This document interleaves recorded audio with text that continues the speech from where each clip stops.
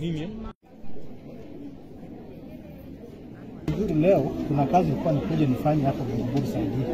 Nikakuja hapo kuangalia hiyo kazi na kitoka tu hivi dakika kidogo, iko kitu kama saa 1 asubuhi. Kitoka tu hivi kidogo nikasikia kelele, nyumba inaungua, nyumba inaungua. Na saa hiyo mimi sikupiga step kuja huku, nikacall emergency. Ndio fire ikakuja. Gari ya fire ikakuja immediately after 10 minutes hivi. Na huyu mama tunajua kama mama cheupe. Hainaga mambo mingi, hata watoto wake wote ninajua. Hakuna kijana mmoja ndio huyu sasa ni survivor ndio mbaki, na watoto wawili wasichana sasa ndio wamepoteza maisha. Mimi naomba age yao, huyu msichana ni 17 na huyu mwingine ni 11. Yeah. Najua kitu yote ilikuwa inaendelea, lakini kiakika wetu akiwa huko juu alisema huko ndani aliona moshi na ninaona kaa inazidi kama moto. Mimi wakati nilipanda huko juu nikaona ni moto.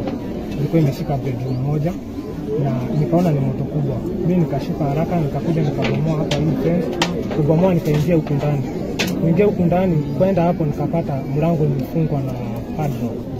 Bahati mzuri kuna mwenye alikuja sijui ni wapi akanipea tarimbo nikavunja hiyo mlango. Nikivunja niliuliza ndani kuna watu, niliuliza zaidi ya mara 5. Ndani kuna watu, nikaambiwa hakuna watu. Vile niliingia ndani ungeona chochote. Sasa mimi ni mtu kuona tu movie hivi, so unaonaga movie, unaonaga vile wanafanyaga rescue vitu.